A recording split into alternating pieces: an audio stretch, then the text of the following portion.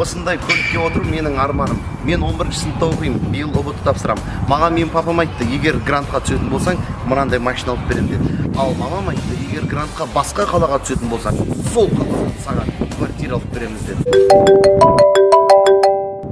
Алло, да, Бека? Жоқ еме, ұбтға дайынмын.